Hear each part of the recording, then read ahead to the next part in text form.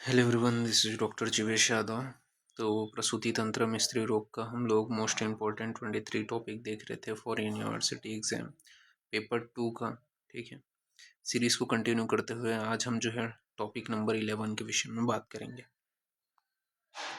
तो यहाँ पे आपका पेल्विक ऑर्गन प्रोलैप्स। तो पेल्विक ऑर्गन प्रोलैप्स में सबसे पहले डेफिनेशन बताया गया। ठीक है, क्या है डेफिनेशन? द प्रोट्रूजन और herniation of a pelvic organ into or out of the vagina that occurs due to failure of a anatomical support। ठीक है, क्या हो रहा है आपका?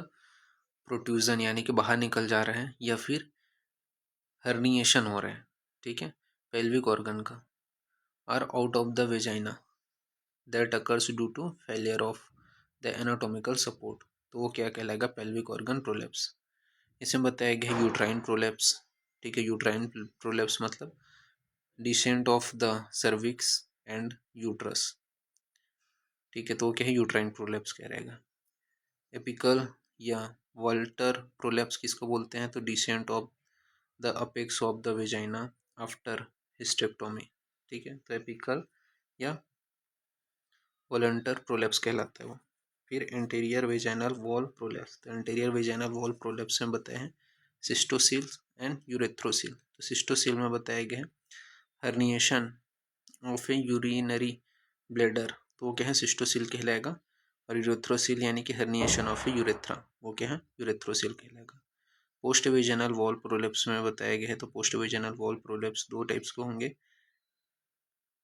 एंट्रोसिकल एंट्रोसील और रेक्टोसील। एंट्रोसील में बताया गया herniation of A peritoneum of the pouch of Douglas, वो क्या है? एंट्रोसील कहलाएगा।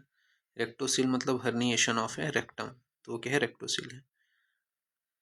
फिर नेक्स्ट है आपका प्रोसीडेंटिया। तो प्रोसीडेंटिया यानी कि prolapse of the entire uterus and vagina, वो क्या है? प्रोसीडेंटिया कहलाएगा। सपोर्ट ऑफ यूट्रस के बारे में बात कर लेते हैं। तो सपोर्ट ऑफ यूट्रस में बताया गया uterus is normally placed in the anteverted and anteflexed position.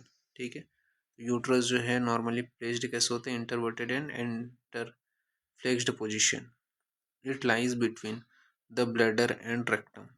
ठीक है, upper upper tier, middle tier and lower inferior tier. Upper tier में बताया गया है maintain the uterus in anteverted position. तो वो क्या है? अपर टायर कहलाएगा। इसके अंतर्गत क्या देखने को मिलते हैं? तो endopelvic fascial covering of the uterus. तो endopelvic fascial covering of the uterus, round ligament, broad ligament with inter intervening pelvic cellular tissue. फिर नेक्स्ट है मिडल मिडल टायर। तो मिडल टायर में स्ट्रॉन्ग सपोर्ट इसमें बताया गया peri cervical ring.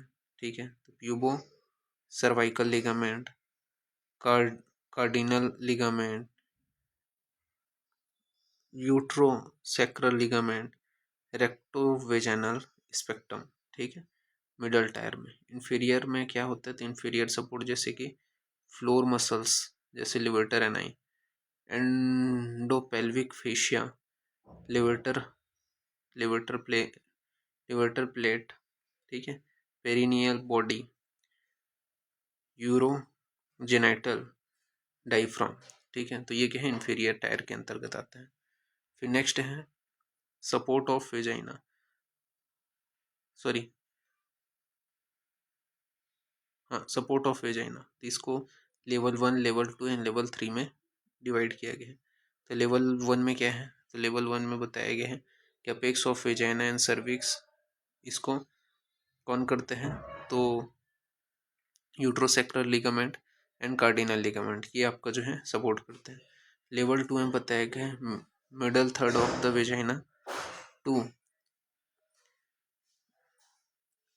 एर्कस tendineus fascial pelvis. तो arcus tendineus to arcus tendineus fascial pelvis to arcus tendineus recto vaginalis. ठीक है, ये लेवल 2 में बताया गया। लेवल 3 में बताया गया है lower third of vagina perineal membrane, perineal body and perineal muscles. ठीक है, तो ये आपको ध्यान में रखना है, ये पिक्चर बना देना है। ठीक है, नॉर्मल कैसे है, प्रोलेप्स्ड रहेगा तो कैसे रहेगा, दिखाई दे रहा है आपको। ईटियोलॉजी के बारे में बात करते हैं तो एनाटोमिकल फैक्टर, ठीक है, प्रीडिस्पोजिंग फैक्टर, एग्रेवेटिंग फैक्टर, इसको अपन देखते हैं। तो सबसे पहले है आपका एनाटोमिकल फैक्टर। तो एनाटोमिकल फैक्टर में क्या बताया गया है, तो एनाटोमिकल फैक्टर के अंतर्गत पहला बताया गया है gravitational stress due to human bipedal posture, anterior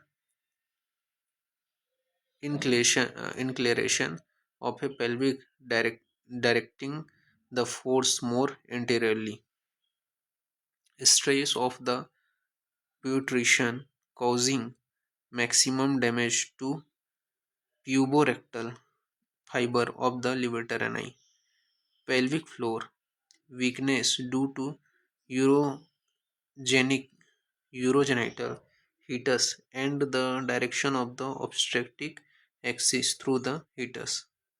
इसके अलावा बताया गया है in inherited weakness genital of the supporting structure.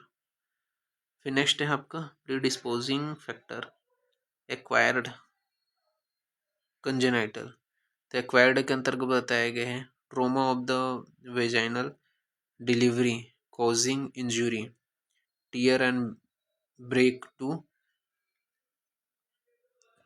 ligaments, endopelvic fascia, levator muscles, perineal body, nerve and muscles damage due to repeated childbirth। Congenital में बताया गया है genetic, जैसे कि connective tissue disorder, decreased ratio of type 1 collagen spinal bifida. फिर aggravating factor में बताया गया है post menopausal atrophy, poor collagen tissue repair with age, occupation, weight lifting, स्टेरिया, under nutrition, obesity and smoking, multiparity smoking, increase weight of the uterus as the fibroid or myohyperplasia। ठीक है, इसके बाद में एनाटॉमिकल क्लासिफिकेशन के बारे में बात कर लेते हैं। एनाटॉमिकल क्लासिफिकेशन में नॉर्मल, ठीक है, first degree, second degree, third degree and आपका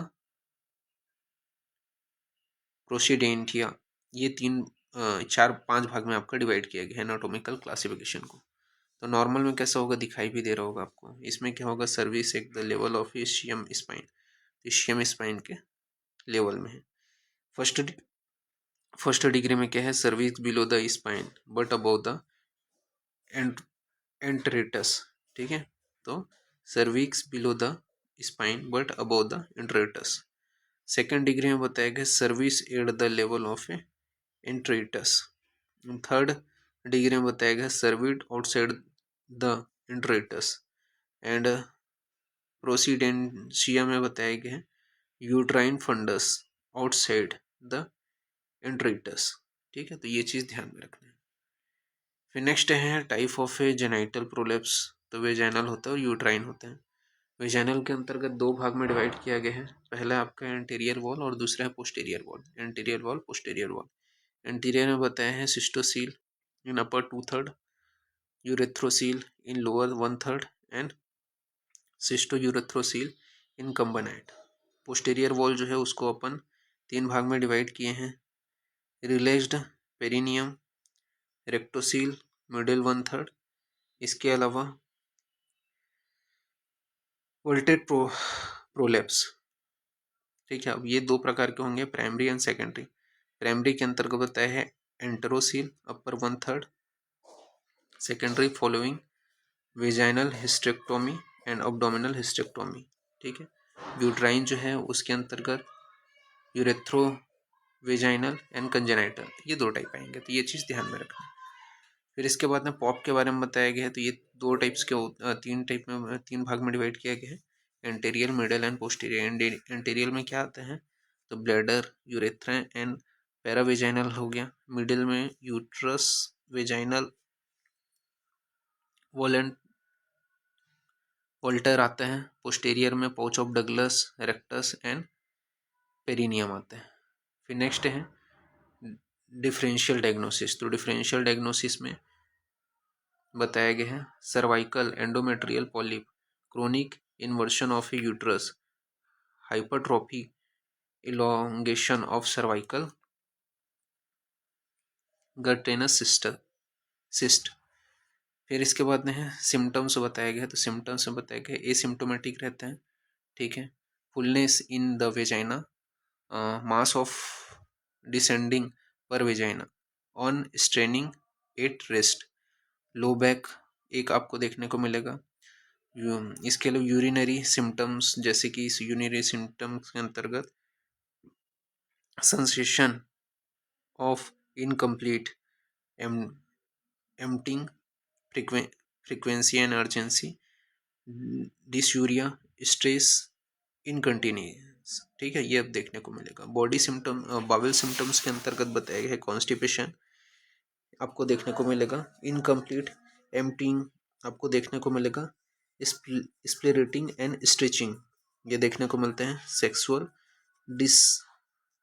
डिसेस्टिफिकेशन देखने को मिलेगा, और विजाइनल डिस्चार्ज एंड ब्लीडिंग देखने को मिलता है। तो ये सारी चीज़ें बताई गई हैं।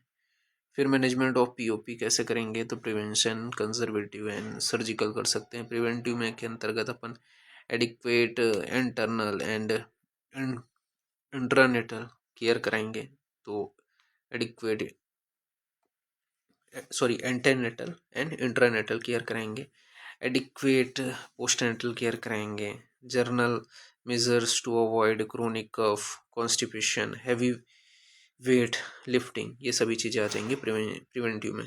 कंजर्वेटिव के अंतर्गत एसिम्टोमेटिक वुमेन, ठीक है, old women not willing for surgery,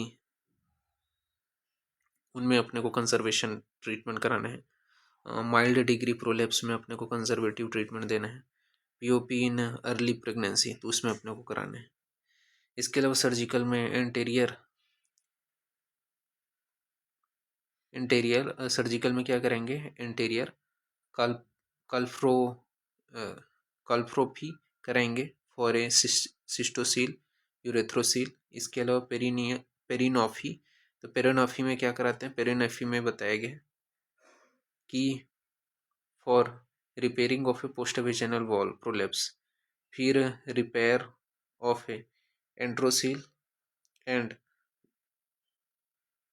vault prolapse, उनके लिए अपन ये कराते हैं, ठीक है। ये 2 सर्जरी कराते हैं। तो ये चीज़ ध्यान में रखना। इस प्रकार से ये 11 नंबर का टॉपिक यहाँ पे फिनिश होता है। नेक्स्ट क्लास में आगे कंटिन्यूशन करेंगे, ठीक है। तो अभी के लिए इतना ही। Thank you class.